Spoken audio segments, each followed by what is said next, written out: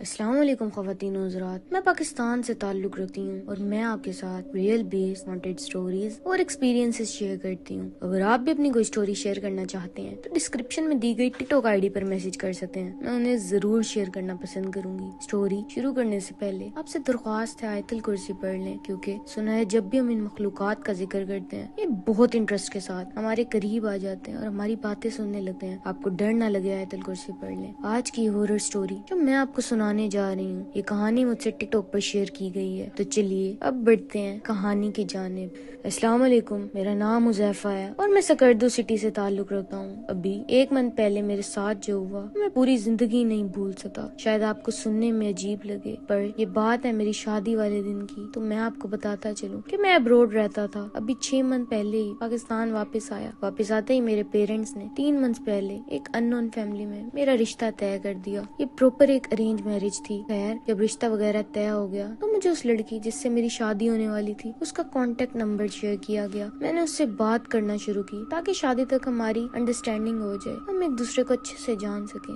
خیر، پہلے تو سب ٹھیک رہا، بٹ جیسے جیسے شادی کا وقت قریب آ رہا تھا ویسے ویسے اس لڑکی کا بیہیویئر چینج ہو رہا تھا۔ وہ چھوٹی چھوٹی باتوں پہ بہت غصہ ہو جاتی تھی اینڈ کال کٹ کر دیتی تھی۔ پہلے تو مجھے یہ چیز نارمل لگی، بیکاز غصہ ایک ایموشن ہے اور کچھ لوگوں کا اس پہ بالکل کنٹرول نہیں ہوتا۔ خیر، پھر ہماری شادی کے دن آ گئے، سب رسمیں ہوئی، فنکشنز ہوئے، سب نارمل تھا۔ شادی کے بعد جب وہ میرے گھر آئی تو اس لڑکی کی طبیعت گھر آتے ہی اچانک خراب ہونے لگ گئی۔ پہلے ہمیں لگا کہ شاید تھکاوٹ کی وجہ سے ایسا ہو رہا ہے، بٹ شاید ایسا نہیں تھا۔ میں آپ کو بتاتا چلوں کہ ہم سکردو کے ایسے علاقے میں رہتے ہیں جہاں شام 7-8 بجے کے بعد کوئی گھر سے باہر نہیں نکلتا، بیکاز یہ ایک پہاڑی علاقہ ہے، جنگل ہے، یہاں رات کے ٹائم جنگلی جانور نکلتے ہیں اور یہاں کوئی اسٹریٹ لائٹس بھی نہیں ہے۔ خیر، میری برات کے بعد ہماری پہلی رات ساتھ ہی جب سب سے مل کے سونے کے لیے روم میں آیا تو دیکھا کہ میری وائف بیڈ پہ بیٹھی رو رہی تھی اور ان کی گھونگھٹ منہ پہ تھی۔ روم کی سب لائٹس آن تھی۔ میں نے روم میں آتے ہی ان سے پوچھا آر یو اوکے، تو انہوں نے کوئی جواب نہیں دیا۔ میں کافی پریشان ہو گیا، مجھے لگا شاید ان کو اپنا گھر یاد آ رہا ہے۔ میں ان کے پاس گیا، میں نے ان سے کہا کہ ٹینشن لینے کی کوئی بات نہیں ہے، میں آپ کے ساتھ ہوں، جب آپ کو اپنی فیملی سے ملنا ہوگا میں آپ کو لے جاؤں گا۔ جب میں نے یہ بات کی کہ میں آپ کے ساتھ ہوں تو وہ بہت تیز سانسیں لینے لگی، جیسے کسی کو بہت غصہ آ رہا ہو۔ میں وہ سب دیکھ کر بہت کنفیوز ہو رہا تھا۔ خیر، میں نے ان کو کہا کہ آئیں ایک بار فیس واش کر لیں، فریش ہو جائیں اور پلیز رونا بند کر دیں، بٹ وہ بہت تیز سانسیں لے رہی تھی اور ان کے گلے سے عجیب سی آوازیں آ رہی تھی جیسے کوئی بے حد غصے میں ہو۔ خیر، میں نے سوچا کیوں نہ ان کا گھونگھٹ اٹھا کر تسلی دینے کی کوشش کرتا ہوں۔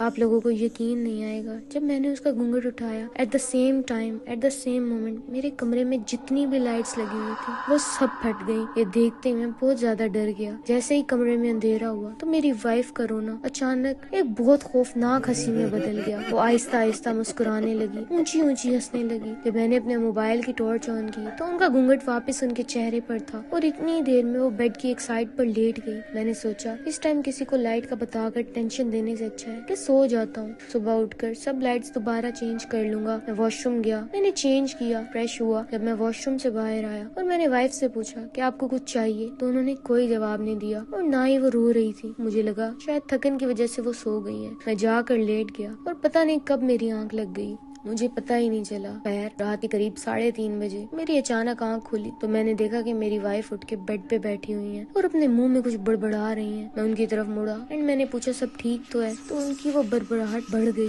لیکن مجھے سمجھ نہیں آ رہا تھا کہ وہ کیا کہہ رہی ہے۔ جب میں نے زیادہ اصرار کیا تو ان کی بڑبڑاہٹ رک گئی اور وہ اچانک میری طرف دیکھنے لگی۔ میں نے اپنے موبائل کی ٹارچ آن کی۔ جب میں نے ان کی شکل دیکھی میرے پیروں تلے زمین نکل گئی۔ میری وہ کیفیت تھی کہ میں ابھی یہاں کسی طرح بس یہاں سے بھاگ جاؤں۔ میں نے دیکھا کہ میری وائف کے بال بالکل سفید ہو گئے ہیں، ان کے فیس پر جھریاں آ گئی تھی اور چہرے پر آنکھوں کے گرد بہت بڑے بڑے ڈارک سرکل سے۔ ابھی میں وہ شکل دیکھ کر ڈرا ہی تھا کہ وہ قریب آئی اور میری گردن یعنی میری شاہراہ پر زور سے کاٹنے لگی جیسے کوئی جانور ہو۔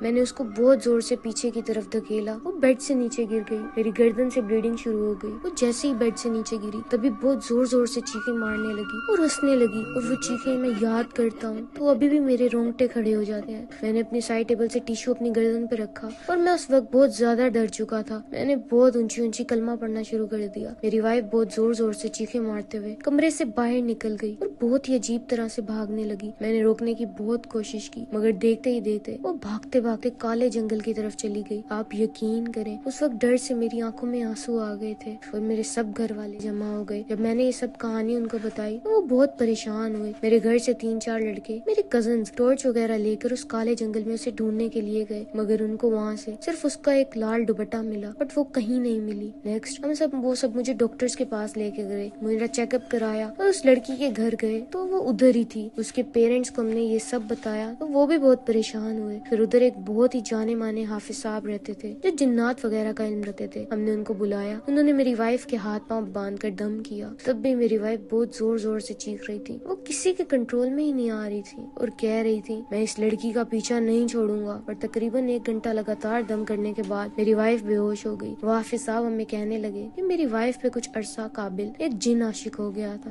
کیونکہ وہ مغرب ٹائم مہندی لگا کر کسی درخت کے نیچے کھڑی ہوئی تھی اور انہوں نے بتایا کہ وہ جن اس لڑکی کی خاطر کسی کی بھی جان لے سکتا تھا, مگر انہوں نے اس کو میری وائف کی باڈی سے رہا کروا دیا اور میری وائف کو وہ ہوش آ گئی اور پھر وہ بالکل نارمل ہو گئی. میری وائف بتاتی ہیں کہ ان کو نکاح کے بعد کیا ہوا کچھ بھی یاد نہیں. یہ سن کر میں مزید ڈر گیا, بٹ اب الحمدللہ ہماری ایک نارمل لائف ہے. میری وائف باوضو رہتی ہیں, 5 وقت کی نماز پڑھتی ہیں, مگر وہ رات میرے لیے آج تک کی سب سے خوفناک رات تھی اور یہی تھی میری زندگی کے وہ لمحے جنہوں نے مجھے جنات پہ یقین کرنے پر مجبور کر دیا. اگر آپ کو سٹوری پسند آئے تو ضرور شیئر کریے گا. شکریہ. تھینک یو سو مچ حذیفہ, آپ نے اپنی سٹوری شیئر کی. یہی تھی آج کی کہانی. اگر آپ لوگوں کو پسند آئی ہو تو ضرور لائک کریے گا اور اپنے دوستوں کے ساتھ شیئر کرنا مت بھولیے گا. ایسے ہی مزید ہانٹڈ اور دلچسپ سٹوری سننے کے لیے اس چینل کو سبسکرائب کر کے بیل آئیکن دبا لیں. اسی کے ساتھ مجھے دیں اجازت, ملتے ہیں ایک نئی خوفناک کہانی کے ساتھ. تب تک کے لیے اپنا خیال رکھیں. اللہ حافظ.